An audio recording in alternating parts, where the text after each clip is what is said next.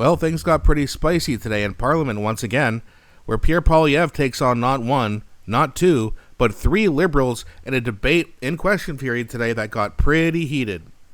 So we're going to have a look at this. Now, before I do get into the video, so it's 6 minutes long, so just bear with me here, and please do not forget to like and subscribe, as it really does help grow the channel, and I appreciate you guys so much for doing that.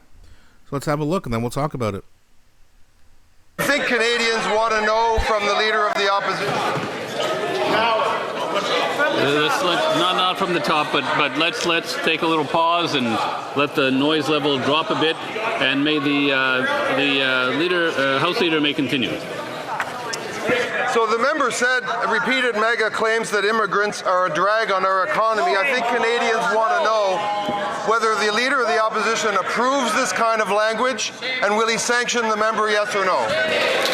The Honourable Leader of the Opposition. Mr. Speaker, the Prime Minister claimed during the last election that the U.S. tariffs were an existential crisis, and I quote, requiring that he immediately be elected to, quote, negotiate a win and get a deal by July 21st. Well, a few days ago, he was asked about the state of those negotiations, and he said there are no issues of importance to discuss. In fact, he said, who cares? Mr. Speaker, we care. We care about the workers who've lost their jobs and don't have paychecks to make their mortgage payments. Why doesn't he care? First of all, that's a great question from Pierre Poilievre.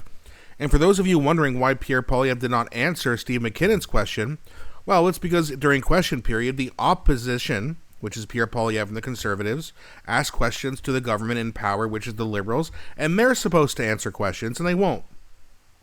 So if the party that is supposed to answer questions won't answer them, why would Pierre Poilievre? This is his time in his party and other parties as well to ask questions to the Liberals and get answers as to what the hell is actually going on here. The Honourable Government House Leader. Monsieur le Président, on trouve un peu que ça dérape. Mr. Speaker, things are getting out of hand on the other side of the House. Repeating of these mega claims came in the wake of here comes the MAGA stuff again. They know it's still close in the polls, so they got to get that dig in where Pierre Poilievre is somehow MAGA. Most Canadians, including Conservatives, don't even like Trump, so I don't even understand where that comes from. Just more liberal nonsense, more gibberish from the party who, again, for the last 10 years has done nothing but make our lives worse. So I guess they've done something. You got to give them credit where credit's due, right? They have made life a living hell. Good on them, right? Member for Calgary Midnapore questioning the Prime Minister's loyalty to Canada. I think we can all agree that those are comments that no Canadian can take seriously. My question is, does the Leader of the Opposition take them seriously? If he doesn't, which he must surely not, would he tell the House and would he tell his member to apologize for those comments? Again, you're asking questions, dummy. It's not your job to ask questions. It's your job to answer. Second of all, yes, we should absolutely question the loyalty to someone, we should be able to question somebody's loyalty to Canada, especially when they are the Prime Minister. That's the time you should question it the most to make sure that this is the right guy. Especially when this guy has said himself that he's more European than Canadian. Especially when this guy's making money hand over fist from Brookfield. Yeah, I'd question his loyalty too. I'd wonder where his loyalty stands. I wonder if it's with the WEF or with Canada. I bet you guys can guess which one it is. The Honourable Leader of the Opposition. Mr. Speaker, the Prime Minister already apologized to President Trump. Yes, it was one of the many areas where he backed down and capitulated after claiming that he would be elbows up. He promised he'd have a deal by July 21st. No deal. Promised to negotiate a win. No wins. Mr. Speaker, he promised elbows up. Elbows are gone. And now, when he's asked about the state of the talks, he says, who cares? Why should he care?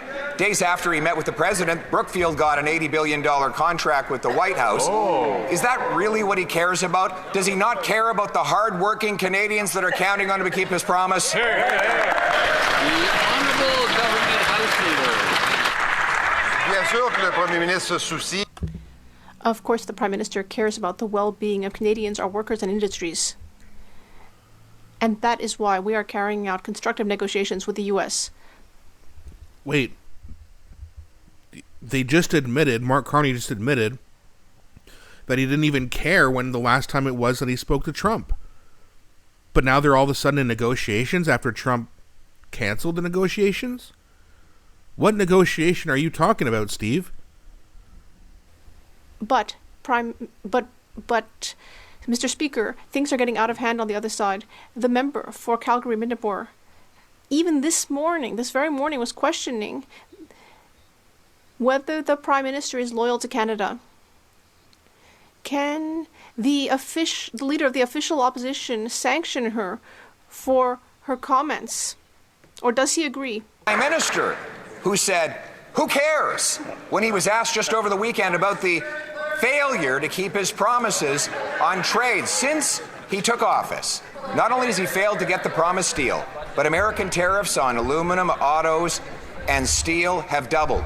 On forestry communities, they have tripled. The Prime Minister says, who cares?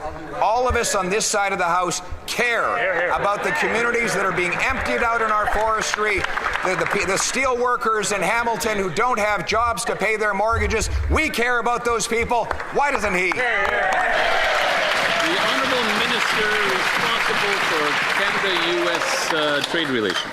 Mr. Speaker, just because the Leader of the Opposition keeps repeating the same line over and over again doesn't make it real.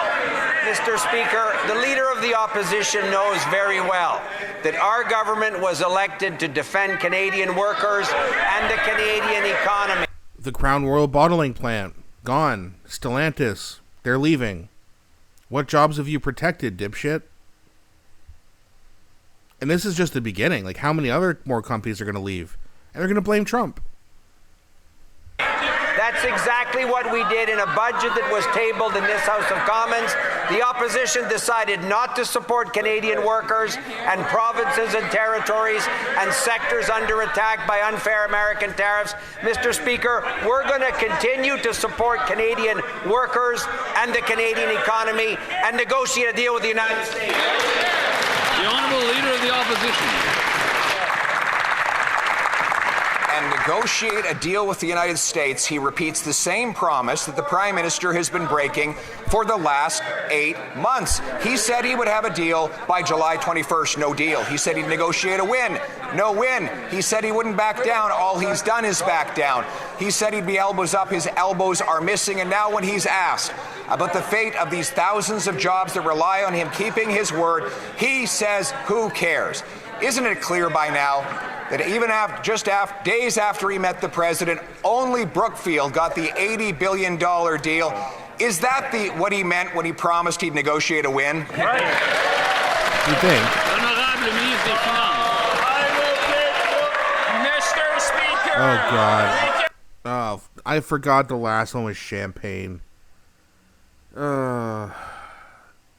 Should we do this? I guess I should just play it and get it over with, right? I'm sorry. I already got a headache as it is. I'm sure you guys are going to have one now having to listen to this idiot. All right, let's just do it. There's so much that...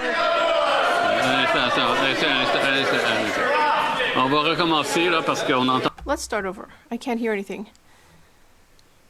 Good. Let's just take a moment here. Let the little chihuahua go. We'll let people calm down. The Honourable Minister of Finance.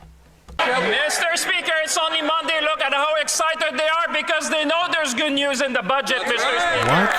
That's what I see. What? It's already Monday, so... Oh, God. I mean, this guy... Mr. Speaker, there's enough good news to go to Regina, to go to Winnipeg, to go to Moose Jaw, because you know what, Mr. Speaker? The people in Winnipeg understand you need to invest in infrastructure. The people in Moose Jaw understand you need to invest in our military. The people in Regina understand we need to invest in housing, Mr. Speaker. Canadians understand that we need to invest in this country. On this side of this house, we will always fight for Canadians because every day is a good day to fight for Canadians. Yeah, so why don't you stop sending our money overseas then, you idiot? Canadians understand we need to build and invest, so why haven't you been doing it? I mean, good God. I mean, they're not just annoying, they're just the dumbest group of people, along with their supporters, you'll ever see. Let me know in the comment, who's a dumber country? Canada, the UK, or Australia? Who's dumber? Is it a three-way tie? Let me know. Thanks for watching. I'll be back with a new one shortly.